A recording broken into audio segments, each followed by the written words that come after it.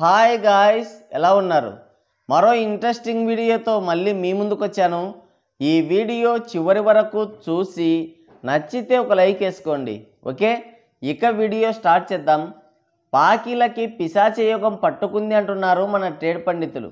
రెండో ప్రపంచ యుద్ధం తర్వాత అన్ని దేశాలు అభివృద్ధి మంత్రాన్ని పట్టుకొని ముందుకు దూసుకెళ్తున్నాయి.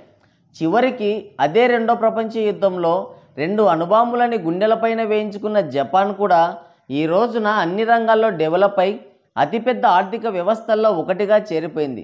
కానీ ఈ లేకి పాకిజ మాత్రం ఊరంతటిది ఒక దారి అయితే ఉలిపికట్టది మరొక దారి అన్నట్టు తిరోగమన దిశ పట్టుకుంది. అది కూడా కాంతి వేగంతో. త్వరలోనే మనం ఆది మానవుల్ని చూడబోతున్నాం. పాకిస్తాన్ ఏర్పడినప్పటి నుంచి భారత్ని నాశనం చేయాలని కలలు కంటూనే ఉంది. అయితే ఎవడు తీసుకున్న గోతిలో వాడే పడతాడన్నట్టు చివరికి గోధుమ పిండి కూడా గతి లేకుండా పోయింది ఆ దేశానికి. ఇప్పుడు ఎవడు 4 గోధుమ పిండి ప్యాకెట్లు పడేస్తాడా, ఎప్పుడు ఆ పిండిని పిసికి రోడ్డీలు చేసుకుందామా అని దేబిరిస్తోంది. ఒక విలువలేని హౌలా రాజ్యాంగం ఈ లేకి గలది. అక్కడ పేరుకే ప్రధాని, రూలింగ్ మొత్తం సైన్యం కంట్రోల్లోనే ఉంటుంది. ఈ సైన్యమేమో టెర్రరిస్టుల కంట్రోల్లో ఉంటుంది. ఈ గూట్లేగాళ్ళేమో గూర్ఖాకి ఎక్కువ, గుండాకి తక్కువ. అర్ధరొట్టె ఉంటే చాలు అర్ధరాజ్యం ఏలుతామని బీరాలు పలుకుతూ ఉంటారు. స్కామ్గ్రెస్ గవర్నమెంట్ అధికారంలో ఉన్నప్పుడు అత్తారింటికి వచ్చినట్లు వచ్చి భారత్ పైన ఒక బాంబు వేసి తాపీగా నడుచుకుంటూ వెళ్ళేవాళ్ళు. అయితే మోదీ అధికారంలోకి వచ్చిన తర్వాత సీన్ సితారా అయింది. ఈ పాకిగాళ్ళని అడుక్కు తినే స్థాయికి తీసుకొచ్చాడు మోదీ. గతంలో ఇలాగే పుల్వామా, ఉరి అటాక్స్ చేసినప్పుడు ప్రపంచమే విస్తుపోయేలా సర్జికల్ స్ట్రైక్ చేసి చావుగొట్టి సమాధి చేయించాడు మోదీ.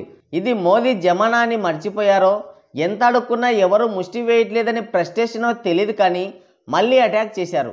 ప్రశాంతంగా ఉన్న కాశ్మీర్లో రక్తప్టేర్లు పారించారు. దొంగచాటుగా వచ్చి అమాయకుల ప్రాణాలు తీసి ఏదో పెద్ద పొడి చేశామని గడ్డని నిమురుకున్నారు. మహా అయితే ఏమవుద్దులే, ఇంకో సర్జికల్ స్ట్రైక్ చేస్తారు అంతే కదా అనుకున్నారు. అయితే ఇండియన్ ఆర్మీ విశ్వరూపం చూపించింది. ఏ ఆడవాళ్ళనైతే నీ దిక్కున్న చోట చెప్పుకున్నారో అదే ఆడవాళ్ళను ముందుంచి అక్కడికి పంపించి ఉగ్రముఖల్ని వేటాడేలా చేసింది మన బీజేపీ గవర్నమెంట్. భారత్ని బూచిగా చూపించి అటు ఇటు బిచ్చమడుకోవడం, ఉగ్రవాదుల్ని పెంచి పోషించడం, వాళ్ళని భారత్ మీదకి ఉసిగొల్పడం, ఇదే పని ఈ లపాకి గళ్ళకి. వాళ్ళు కూడా వీళ్ళు అడుక్కొచ్చినంత కాలం మనకు రోటీలకి కొదవ ఉండదని గుండె ధైర్యంతో భారత్ మీదకి వస్తూ ఉండేవాళ్ళు. కానీ భారత గవర్నమెంట్ ఏకకాలంలో 9 ఉగ్రవాద శిబిరాలను మట్టుబెట్టి కరడుగట్టిన ఉగ్రవాదులకి సైతం కింద రసం కారేలా చేసింది. అరగంటలోనే విధ్వంసం సృష్టించొచ్చింది మన వైమానిక దళం. దీనికంటే ముందు జీలం నదిని ఎండబెట్టి కడుక్కోవడానికి కూడా నీళ్లు లేకుండా చేసింది భారత్. 2 రోజుల తర్వాత దబాల్న గేట్లు ఎత్తేసింది. సగం పాకిస్తాన్ మొత్తం మునిగిపోయింది. చాలామంది నీళ్లు నిల్వ చేయలేక భారత్ వదిలేసిందని, పాకిస్తాన్ వాళ్ళకి భయపడి నీళ్లు వదిలారని కారు కూతలు కూశారు. కానీ ఈ హౌలాగాళ్ళకి తెలియంది ఏంటంటే, వారికి నీరు అవసరం ఉన్నప్పుడు నీళ్లు వదలకపోవడం, అవసరం లేనప్పుడు ముంచేయడం అనేది యుద్ధనీతి. ఇలా తడిసింది ఆరబెట్టుకునే లోపే ఆపరేషన్ సింధూర్ పేరుతో 4 బాంబులేసి వారి జీవితాల్లో వెలుగులు నింపించారు మన వాళ్ళు. ఆ కాలిన మంటలతో పాకిస్తాన్ దేదీప్యమానంగా వెలిగిపోయింది. వాళ్ళు ఎప్పుడు చూసినా మా దగ్గర న్యూక్లియర్ వెపన్స్ ఉన్నాయి, మా దగ్గర న్యూక్లియర్ వెపన్స్ ఉన్నాయని గడ్డం నిమురుకునే వాళ్ళు. ఇక ఎలాగో ఇంత దూరం వచ్చాం కదా, ఆ న్యూక్లియర్ వెపన్స్ పనిచేస్తున్నాయో లేదో అని ఒక బ్రహ్మోస్ మిసైల్స్ని ఆ న్యూక్లియర్ సైట్స్ మీద వేసి టెస్ట్ చేశారు మన వాళ్ళు. అద్భుతం, బాగా పనిచేసింది మన మిసైల్. ఆ దెబ్బకి ఏకకాలంలో అటు గ్యాస్ లీక్ అయింది, ఇటు పాకిగాళ్ళకి గాలిపోయింది. వెంటనే తలతిక్క ట్రంప్ మామని ఏ దొరికితే అది పట్టుకొని సీజ్ ఫైర్కి ఒప్పించుకున్నారు. అమ్మయ్యా, అంతా అయిపోయిందిలే అనుకుంటే ఈ లేకి నా కొడుకులకి మాకు ఎలాంటి సంబంధం లేదంటూ బెలూచిస్తాన్ ప్రజలు వారికి వారే స్వాతంత్రాన్ని ప్రకటించేసుకున్నారు. ఈ పాక్ కుత్తేగాళ్ళు ఇక్కడి సహజ వనరుల్ని దోచుకుంటూ మాకు అన్యాయం చేస్తున్నారు కాబట్టి ఇక వాళ్ళకి మాకు ఎలాంటి సంబంధం లేదంటూ కొత్త జెండాని, జాతీయ గీతాన్ని ప్రకటించుకొని కొత్త దేశాన్ని కూడా ప్రకటించేసుకున్నారు. ఒక్క అటాక్తో సర్వం పోగొట్టుకున్నారు ఈ పాకిగాళ్ళు.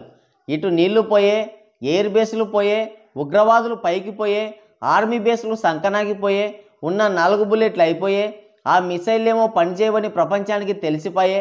ఇప్పుడు బెలూచిస్తాన్ కూడా పోయే. అమెరికా వాడేమో IMF నుంచి అప్పు ఇచ్చినట్టే ఇచ్చి పాత బాకీలోకి జమ వేసుకుండే. ఇక చైనా వాడేమో అడ్డు రాకపోయే. ఒక్క పహల్గామ్ ఉగ్రదాడితో పాకిస్తాన్ ఇన్ని విజయాలు సాధించింది. ఈ విజయాలన్నీ భారత్లో ఉండే పాకిస్తాన్ భగ్న ప్రేమికులకి అంకితం ఇస్తున్నారు మన ట్రేడ్ పండితులు.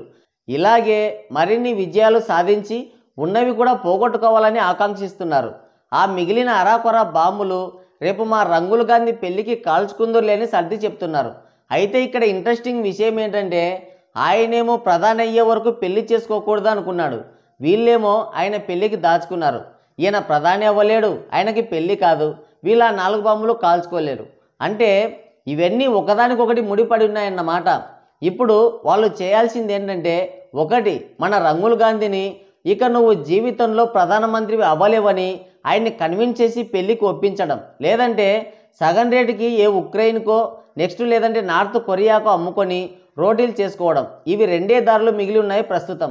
మరి ఏ దారి అయితే బాగుంటుందో మీకేమన్నా తెలిస్తే ఈ లేఖిగాళ్ళకి కొంచెం సజెస్ట్ చేయండి. ఇది వీడియో. మరోసారి మరో ఇంట్రెస్టింగ్ వీడియోతో మళ్ళీ కలుద్దాం. Thank you. Take care. Bye bye.